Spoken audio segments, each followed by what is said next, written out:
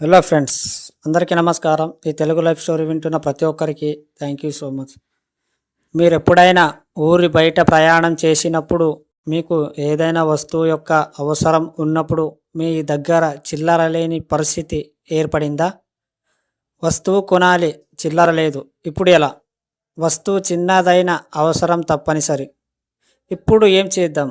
సమస్య చిన్నదే కావచ్చు, కానీ మీ అవసరం చాలా పెద్దది. ఇలా ఎందుకు అవుతుంది? అప్పటి వరకు ఎవరు లేని బస్సు మనం ఎక్కేలోపు ఫుల్ అయ్యింది. మనకి ఒక్కరికి మాత్రమే సీటు లేదు. ఏదో ఒక క్యూలో నిల్చున్నాం. మన దగ్గరికి వచ్చేసరికి వస్తువు అయిపోవడం. ఇలా మీ జీవితంలో ఎన్నో జరిగి ఉంటాయి కదూ. ఎందుకు మీకే ఇలా జరుగుతుంది? ఎప్పుడైనా గమనించారా? మీరు ఏదైనా సంపూర్ణంగా కోరుకోవడం లేదు.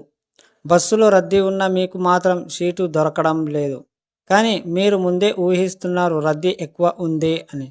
సీటు దొరుకుతుందో లేదో ఇలా ప్రతి విషయంలో మీరు సందేహపడుతున్నంత వరకు మీ జీవితం అసంపూర్ణ అసంపూర్ణంగానే ఉంటుంది. కాబట్టి ఇక నుండి మీరు ఏదైనా సరే సంపూర్ణంగా కోరుకోండి.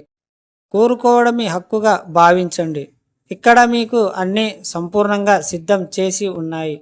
మీరు కోరుకున్నప్పుడే అవి ఇవ్వబడతాయి. అడిగితే గాని ఏమీవి వద్దు రావు. మీరు సంపూర్ణంగా అడగండి. విశ్వం మీకు ఏ చోటు లేకుండా ఇవ్వడం జరుగుతుంది. మీకు ఎప్పుడు కూడా మీరు ముందే నెగిటివ్గా ఆలోచించకండి. ఎక్కడైనా వెళ్ళేటప్పుడు మీరు అన్నీ సంపూర్ణంగా కంప్లీట్ అయినందుకు విశ్వానికి కృతజ్ఞతలు అని మీరు ముందే అనుకోండి. ఈ పనిలో నేను సక్సెస్ఫుల్ అయినందుకు చాలా thank you so much universe అని మీరు కోరుకోండి.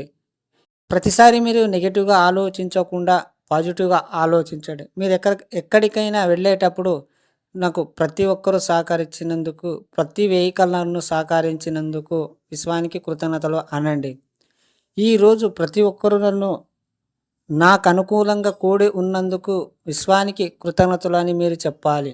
ఎందుకంటే అలా చెప్పినప్పుడు ప్రతి ఒక్కరు ఎక్కడైనా సరే మిమ్మల్ని అనుకరిస్తారు. అర్థమైందా? ఈ స్టోరీ విన్న ప్రతి ఒక్కరికి థ్యాంక్ యూ సో మచ్. అలాగే విశ్వానికి కృతజ్ఞతలు.